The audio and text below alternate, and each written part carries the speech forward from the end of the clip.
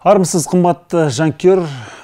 Қазақстан премьер-лигасының 3-ші туры өтті. 3 апта үзілістен кейін бәріміз клубтық футболды сағынып қалғанымыз рас. Сондықтан асыға күттік. Әрине Қазақстан құрамасының Еуропадағы сәтсіз нәтижелерінен кейін біздің ұлттық футболдан теріс айналуға жақын жүрген жанкүйерлер жетерлік. Десе де біздің командалардың қадамына назар аударып, құрамында қанша қазақстандық ойыншы шығар екен деп алаңдап отырған жанкүйерлер де аз емес. Сондықтан әрине таразы басы бұл мәселеде тең шығар. Дегенмен біз өз футболымыздан сырт айналмасымыз анық. Ендеше осы 3-ші турдағы ерекше нәтижелерді естеріңізге сала отырып бір талдау жасап көрейік. Бастайық.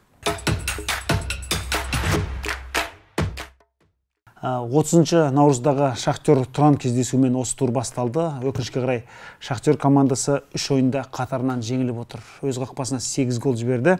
Әлі 1-1 гол соққан жоқ. Әлі 1-1 ұпай алған жоқ.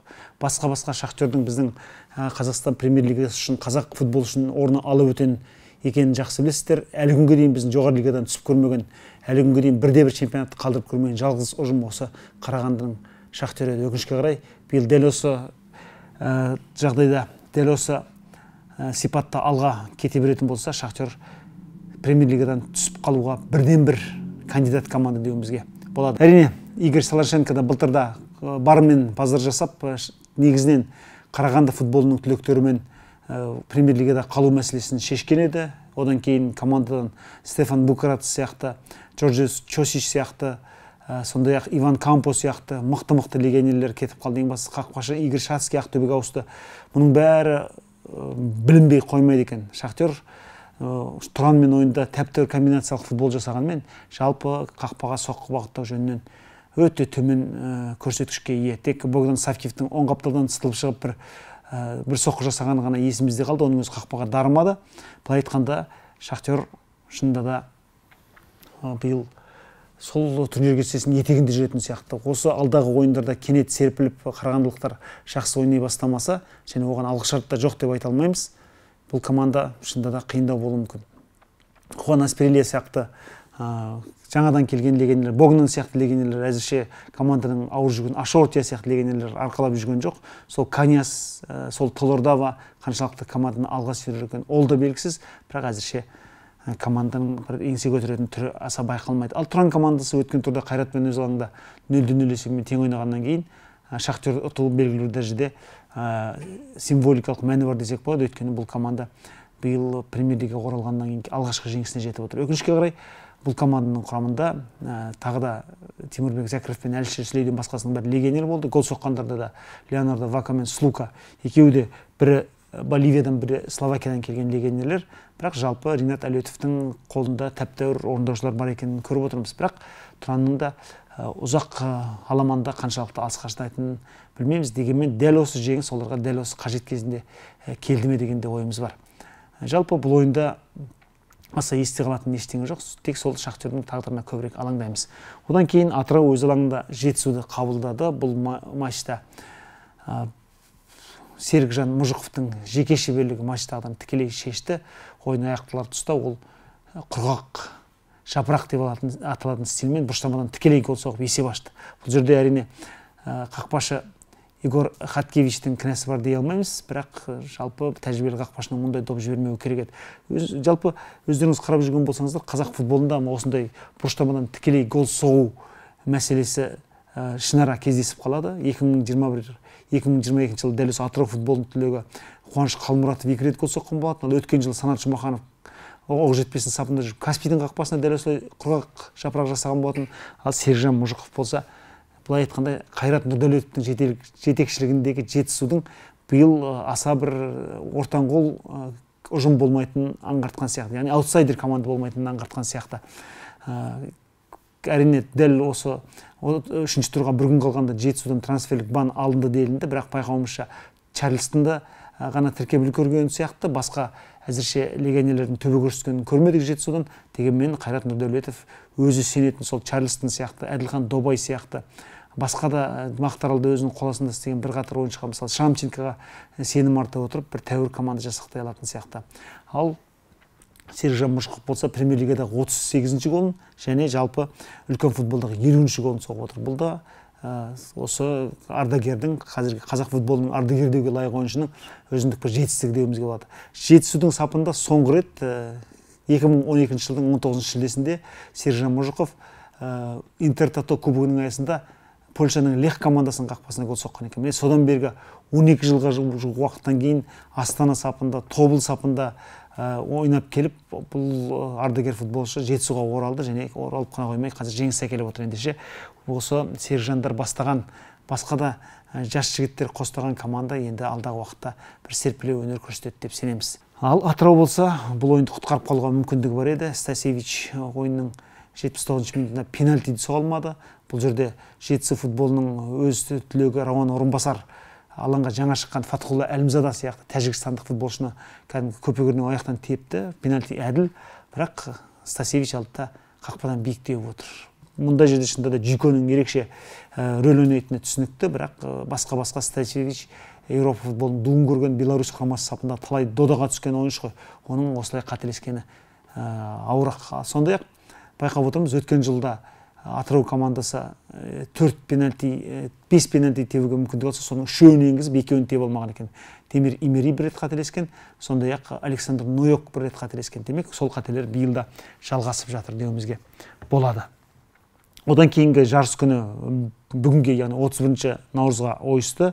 Ақтөбе өз алаңында жеңісті 3-0 есебімен жеңді. Сөйтіп Ақтөбе көш басындағы командалардың қатарына шығып отыр. Екінші турда Ақтөбенің ойнамағанын білесіздер, сондықтан бұл команда бір айға жуық демалып, Түркияда қосымша оқу-жаттығу жиынын өткізіп, міне үшінші турға да тас түйін дайын келді. Және ең бастысы Қазақстан құрамасының ойыншысы Максим Самородов 2 турда қатар гол соққан, ал Ыдырсымаев 2 турда қатарынан 3 гол соққан ойыншы болып тіркеліп отыр. Қазір Ыдырсымаев осы мергендер көшін бастап отыр, ал Ақтөбе шынында да биыл чемпиондықтан бірден-бір үміткер екенін дәлелдей алды. Жеңіс аса нашар команда емес, бірақ жалпы осындай тәжірибелі ұжыммен кездескенде бұл команданың жалпы әлі де ойыншылардың бір-біріне кірігіп ойнамай жатқаны түсінікті болады. Өйткені бірінші турда Астана жеңіс ойынын Алматыдағы Хан Тәңір стадионында тамашалағанбыз. Ол кезде де қорғаныста өте көп қателік болған еді. Бұл жолда дәл сол қателікті қайталап отыр. Әрине, екінші таймда жаңадан келген доминикандық шабуылшы Ромероның алыстан соққан тамаша голы ойынның тағдырына тікелей әсер етті. Әйтпесе жеңістің де кішкене еңсе көтеруіне болатын еді. Осы үшінші гол қалай дегенде де футбол өлшемімен алғанда жастау ұжымды сансыратып кеткен сияқты. Әзірше жеңіс бір ғана жеңісімен, онда да Шахтерді жеңген бір ғана екінші турдағы жеңісімен топ соңындағы командалардың бірі болып тұр. Алдағы ойында бұл даңқты команда, атақты команда серпіле ойнаса керек деп сенеміз. Ал Ақтөбе шынында да өзінің жақсы ұжым болып қалыптасып келе жатқанын аңғартты, бірақ өкінішке қарай осы Ақтөбенің сапында Қазақстан ұлттық құрамасына кандидат ойыншы Әлібек Қасым бірте-бірте сытылып қала беретін сияқты. Әрине, Матео Бареш сияқты ойыншы осы жеңіспен ойында алаңнан қуылып кетті. Келесі турда Дмитрий Парфянов Әлібек Қасымға мүмкіндік беретін шығар, бірақ Қасымның ұлттық құрамаға неге шақырылмай жүргенінде осындай бір себептерден көруге болады. Қызылжар мен Тобылдың кездесуі 0-0 есебімен тең аяқталды. Бұл Қарасай стадионында ұзақ уақыттан кейін өткен алғашқы ойын болды. Қызылжар жап-жақсы комбинациялық футбол көрсетті, бірақ екі командаға да тән нәрсе, жалпы шабуылды аяқтайтын мүмкіндік екі командада аз болды. Сондықтан бұл ойындағы 0-0 есебі заңдылық деп есептейміз. Тобыл былайға келгенде алдына келгенде жапырып, артына келгенде теуіп, биылғы чемпионатта біраз үздік шауып көреме дегенде жоқ. Алдағы бір мықты кедергіге тап болса, бұл команданың да барлығып қалатынын сезіп отырғандаймыз. Сондықтан алдағы уақытта Чурчичтің командасы жалпы басқаша шабуылда кішкене Купер ме әлде Энен бе қайсысына көбірек сенім артатынын анықтау керек сияқты. Екінші таймда мысалы Куперді алға алып тастап, орнына Жаслар Жұмашев шығарғанда Энен алға озды, бірақ ол да көп ештеңе тындыра алған жоқ. Тобыл қазір көш басында тұр. 3 ойынның 2-ін жеңді, 1-ін тең ойнады. 7 ұпай, әзірше толыққанды жеке дара көшбасшы деп айтуға келмейді. Құрметті көрермен, біздің серіктесіміз Париматч компаниясына үлкен алғыс білдіреміз. Төмендегі сілтеме арқылы өтіп үлкен бонус алуларыңызға мүмкіндік бар. Париматч ойын тізгіні сенің қолыңда. Одан кейінгі ойын әрине Астана мен Елімай кездесуі. Бұл ойыннан кейін Астана командасының бас бапкері Григорий Бабаян төрелікке деген біраз қынжылысын білдірді. Алекса Аманович алаңнан қуылған сәтте де дәл сондай шешім қабылдамауға болатын еді деген мәселе айтты. Сондай-ақ өз командасын 2 рет қақпаның маңдайшасымен жақтауына доп ұрғанын біраз сөз қылды. Бірақ дегенмен де бұл жерде біздің айтып өтуге тиіс нәрсе Елімайдың мінезі. Елімайда аса үлкен мүмкіндіктер болған жоқ. Андрей Карповичтің командасы әлі де жасақталып жағына бір-біріне кіру үстінде екенін анық аңғарған сияқтымыз. Дегенмен бұл командада кәдімгі талай дуды көрген, осы Еурокубоктарда ұлттық құраманың дуын көрген Роман Мұртазаев сияқты ойыншының болған дұрыс сияқты. 84-ші минутта осы Роман Мұртазаев тамаша гол соғып ойынның тағдырын шешіп кетті. Қарасаңыздар, аса үлкен тәжірибемен соғып кетті. Орталық қорғаушы қайтарды, Астананың орталық қорғаушысы. Ол жолдың ортасында тұрған өзінің ойыншысына тиіп кері серпілді. Ешқандай да офсайд жоқ. Роман Мұртазаев алды да кәдімгі сол аяғына аңғайлап алып алыс бұрышқа тебе салды. Шынында да оның орнында тәжірибесіз бір ойыншы болса, оң аяғына аңғайлап, қалдына келген қорғаушыдан айналып өтуге тырысып жоқ. Бәрін қас-қағым сәтте шешіп үлгерді. Өткен маусымда, жалпы соңғы 2 маусымда Шахтерге оралды ғой Роман Мұртазаев. Сол кезде 6 гол, бірінші маусымда 6 гол, екінші маусымда 2 гол соққан еді. Яғни бұрынғы мергендігінен танып қалды ма, көз жазып қалды ма дегенде бір өкінішіміз болған еді. Бірақ бүгінгі голы Роман туралы әзірше болды бітті деп ойлауымыздың ерте екенін аңғартқан сияқты. Роман осылайша өзінің үлкен футболдағы 82-ші голын соғып отыр. Ары қарай 18 гол соғып жүздіктің қатарына ене ала ма нақты айта алмаймыз, бірақ ойынның тағдырын шешуге әлі де жарайтынын аңғартып отыр. Бұл командада жақында ғана Сұлтан Әбілғазы сияқты ойыншының аса ауыр жарақат алып, маусымға толықтай қатыспауы мүмкін екені белгілі болды. Оның алдында Нұрсұлтан Советқазында сондай жарақатқа душар болғанын білетінбіз. Яғни чемпионат басталмай жатып, Андрей Карповичтің командасы осындай жағдайға тап болып отыр. Соған қарамастан аса тәжірибелі командадан осындай ұпай алып кету, онда да толыққанды 3 ұпай алып кету, жалпы Елімайдың әлеуеті зор екенін көрсетсе керек. Бірақ әзірше шынында да алда әлі де нақтылап айтамыз, 21 ойын бар, сондықтан Елімайға да әзірше ода айтуға бізде аса қатты ықылас емес екенімізді аңғартайық. Яғни бұл команда өзінің мінезді екенін танытты және 4 ұпай жинап әзірше турнир кестесінің ортасында тұр. Ал Астана болса алғашқы 2 турдағы жеңіс жолын жалғастыра алған жоқ. Командада мүмкіндік болмады дей алмаймыз. Карлитостың өзінде тамаша қаншама мүмкіндік болды. Одан кейін алаңға шыққан ойыншыларда мысалы Ерхан Астановта да жақсы мүмкіндік болды.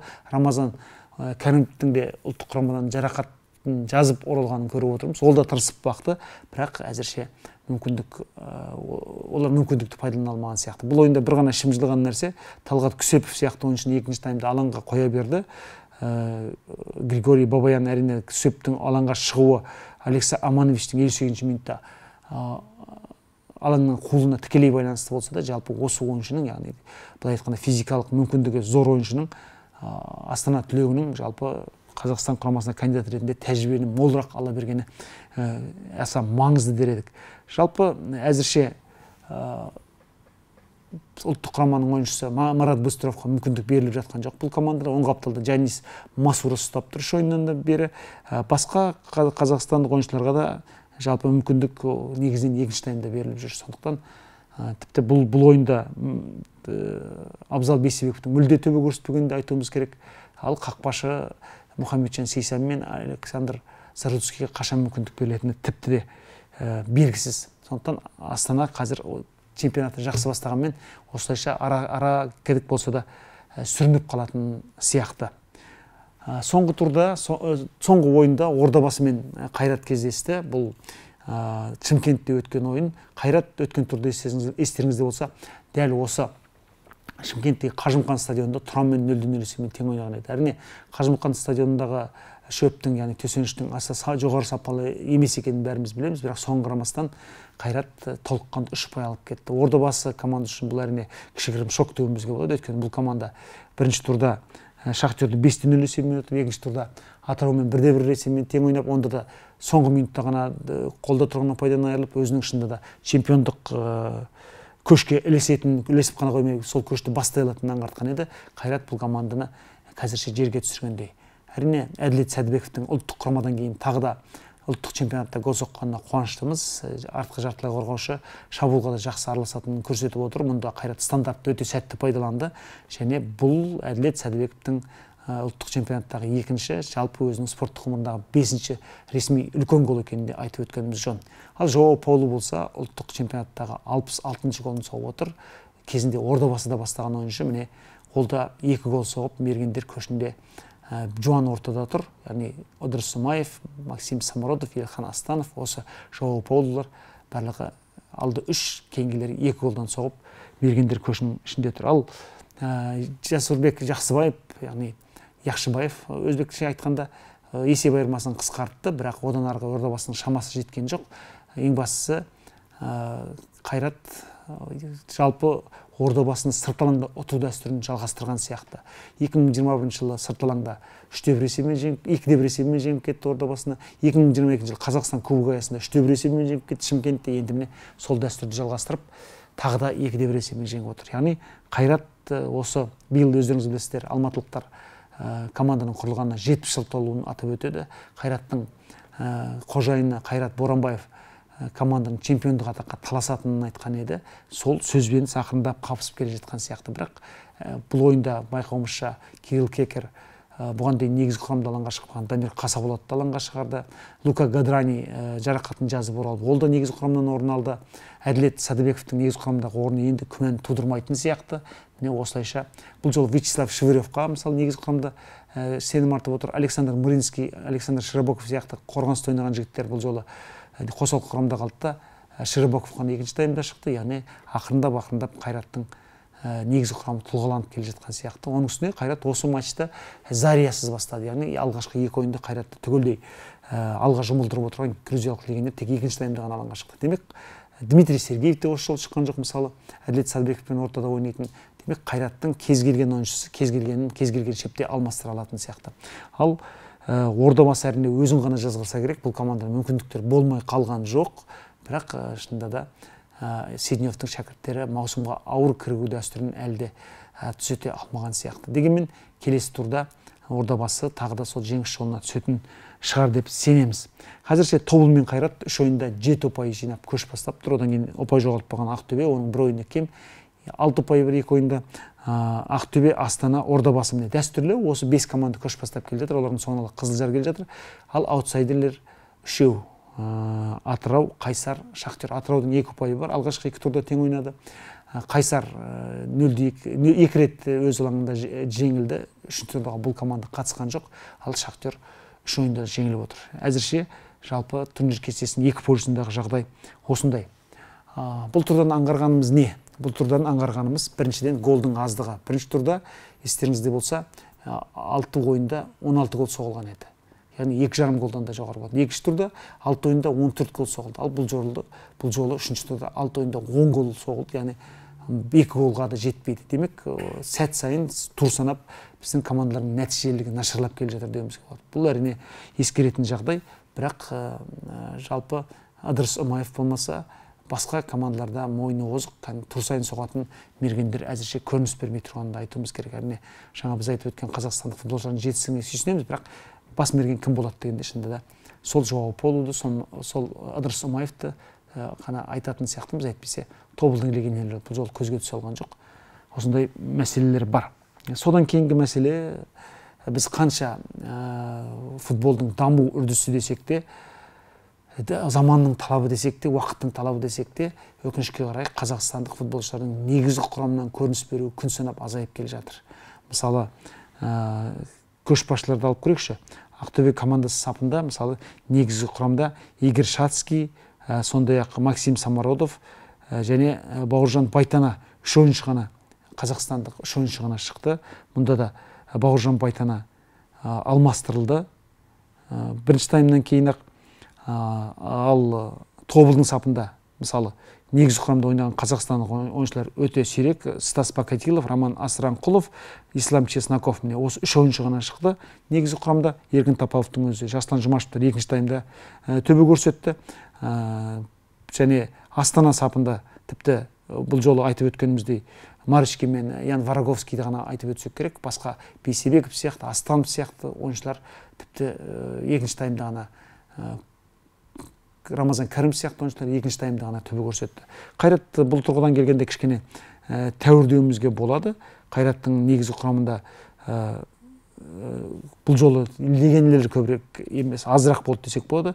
Мысалы Ибрагим Халил Юлдашев, Хофри Арат, Лука Гадрани және Жоу Полу мен Элдер Сантана 5 ойыншы шыққан екен, қалған 6-ы қазақстандық ойыншылар.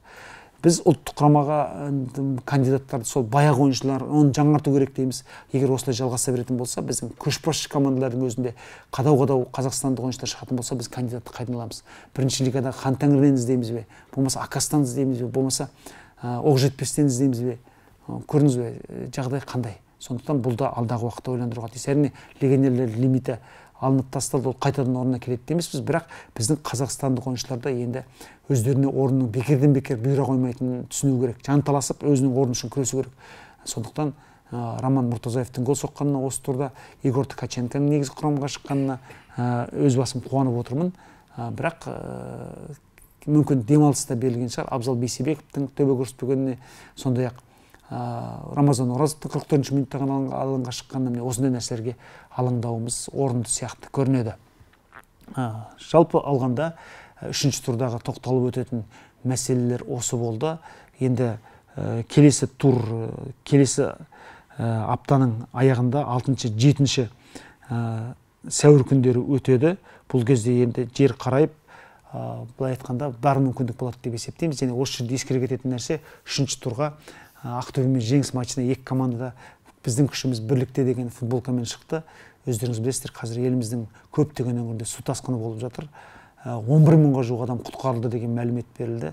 Осы жағдайға орай екі командада кәдімгі Қазақстан халқымен бірге екенін аңғартып отыр. Футболдың да жалпы әлеуметтік жағдайдан тыс емес екенін осыдан көруімізге болады.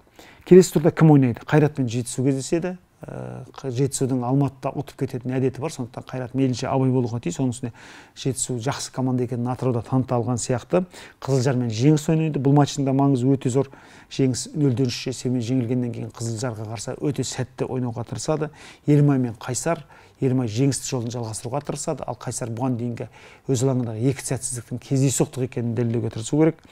Ақтөбе мен Атырау батыс дербиі, бұл жерде де Атыраудың кейде Ақтөбеден ұпай жырып кететінін білеміз. Оның үстіне Беларусь бапкері баптайтын Атырау командасы маусымды сәтсіз бастады. Жетісудан жеңіліп қалды, екі ойынды тең аяқтады оған дейін. Сондықтан Ақтөбеден қалайда ұпай алуға тырысатыны күмәнсіз. Ал Ақтөбе егер осы ойында жеңетін болса, онда 3 ойында жеңген жалғыз команда болады. Яғни 3 тур бойы іркілмеген жалғыз команда болады. Сондықтан Парфеновтың жігіттеріне де ерекше сенім артылатыны күмәнсіз. Шахтер Астана Қарағандыда өтеді. Шахтер енді шынында да былай айтқанда ашу үстіндегі Астананың азуына түсіп қалмай ма деген алаңымыз жоқ емес, бірақ Игорь Слашенко қалайда Шахтерді еңсе көтереді деп және сенеміз. Команда былай айтқанда қолдағы барды пайдаланса да ақырындап еңсе көтеруге тиіс. Тұран Ордабасы бұл матчта қызық болуға тиіс. Ордабасы Қайраттан жеңіліп қалған соң Тұранды қалайда жеңуге тырысады, ал Тұран болса осы турда Шахтерді жеңгеннен кейін сол жеңісті жолын жалғастыруға тырысады. Демек, арада бір аптаға жуық уақыт өткенде біз тағы да нақты турнир кестесінің тұлғалана түсетінін күтеміз. Одан кейін командалар Қазақстан кубогы аясындағы ойындарды бастап, бір аптаны сол Қазақстан кубогының ойындарымен өткізеді. Одан кейінгі біз Қазақстан чемпионатының ойындары 20 сәуірде қайта жалғасады. Демек, осы алдағы айымыз өте оқиғаға толы болмақ. Одан кейін әрине біз ептеп мамыр айы туғанда ұлттық құрамаға кандидаттарды нақты іріктей бастайтын сияқтымыз. Ендеше 2-3 турдың негізгі оқиғалар осы болды деп есептейміз. Қағыс қалған, елемей кеткен оқиғалар болса әрине кешірім өтінеміз. Оның бәрін ескеру мүмкін емес сияқты. Бірақ өзіміздің байқаған барлық оқиғаны назарыңызға ұсындық деп есептейміз. Келесі турларда жолыққанша дейміз. Аман сау болыңыздар.